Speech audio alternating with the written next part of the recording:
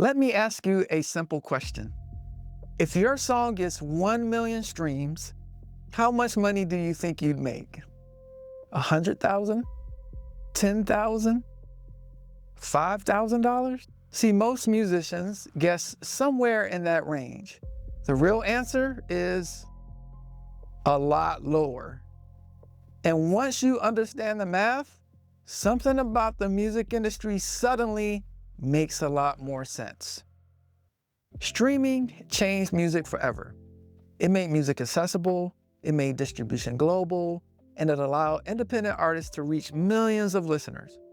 But it also created a massive misunderstanding because streams feel like success. When 10,000 streams or 50,000 streams, even 100,000 streams, it feels like your career is growing. You're like, oh my gosh, I just hit 100,000 streams. You see that on the dashboard, you see the spike up, all of that, and you're like, woo, I made it. Until you look at your bank account, because the financial reality behind those numbers is very different. Let's break that down. Spotify pays artists roughly 0.003 to 0.005 cents per stream. We're just going to be generous and say 0.004 per stream. Now, let's do the math on that. If your song gets 1,000 streams, that's $4. If it gets 10,000 streams, that's about $40. If it gets 100,000 streams, that's about $400. Let's say your song reaches 1 million streams.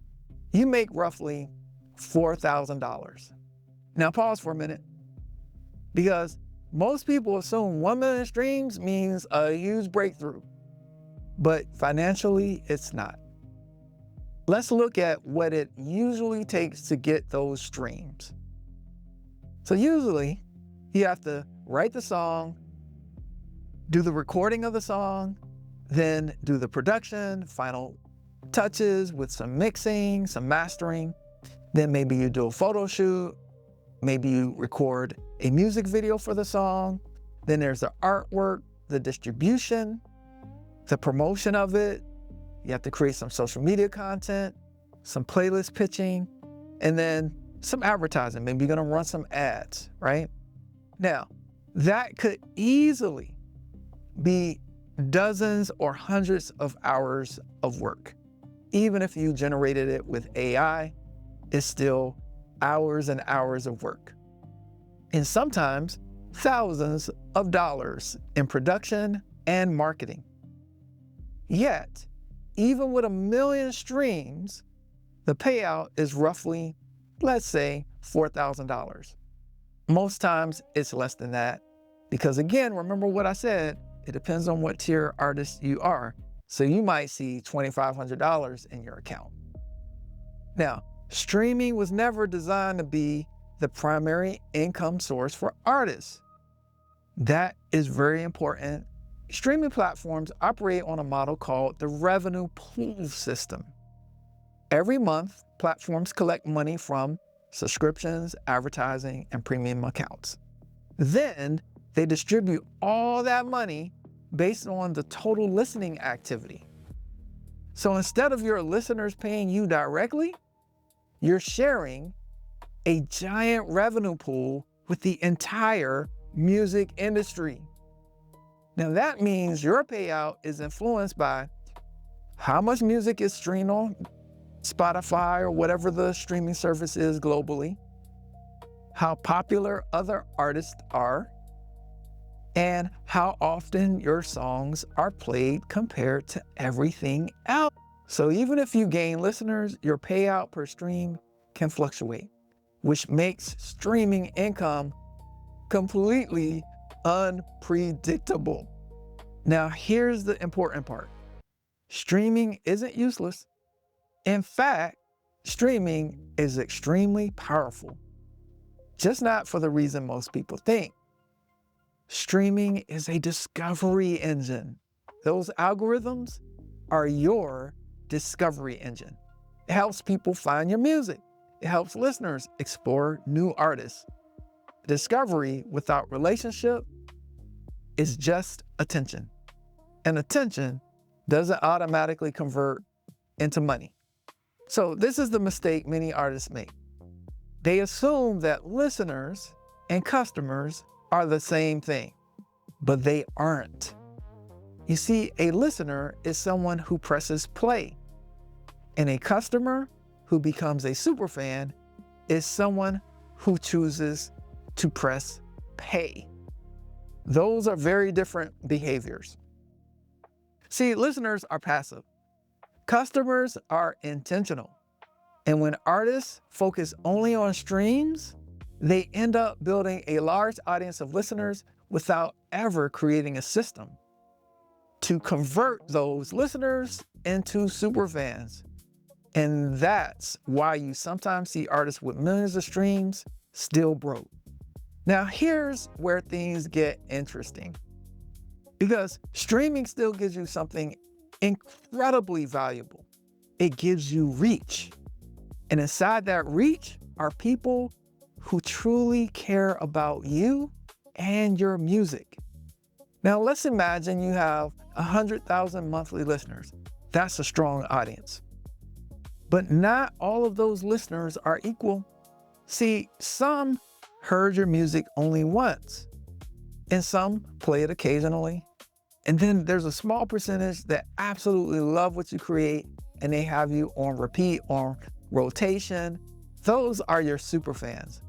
And if even a tiny fraction of your actual audience becomes superfans, the economics of your career change dramatically. Let's do some simple math, some superfan math. Imagine you have 50,000 monthly listeners. If just 1% of them become your superfans, that's 500 people. Now imagine those superfans support you through something like a membership community that you set up, maybe some exclusive music access that they pay for, or some behind the scene content that you put on something like Patreon or Substack, or maybe you start doing live Q&A sessions that you paywall and they're able to pay for, or let's say you do like a direct fan experiences or a pop-up performance or a pop-up singing on Zoom or something like that, right? If 200 of those fans, 200, pay just $10 per month, that would generate $2,000 per month, $24,000 per year for a small percentage of your audience. Now compare that to streaming.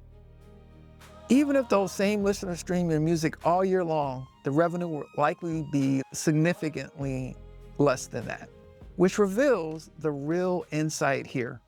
Streaming is not the end of the relationship. It's the beginning of the relationship. So instead of asking, how do I get more streams? You start asking, how do I build deeper relationships with the people already listening? And that shift moves artists from chasing attention to building community to building superfans. And community is where the real money of being an artist begins. If streaming is the discovery engine, what should artists be focusing on next? 3 things. First, fan relationships. Number 1, it's all about fan relationships. Reply to the comments that people make. Engage with your listeners. Build connections. And then, secondly, community spaces. So number 2, you want to have a community space for your fans to come and commune, whether that's Discord, whether that is Patreon, whether that's you have an email list, a place where fans can connect with you directly. And number 3, offer direct value.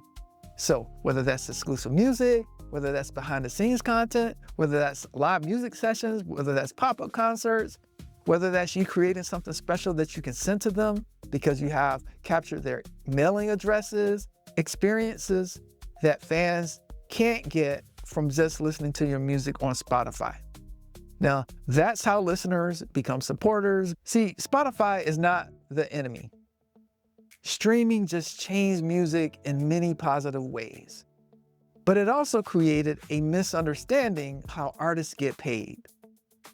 Streams measure attention, but careers are built on relationships.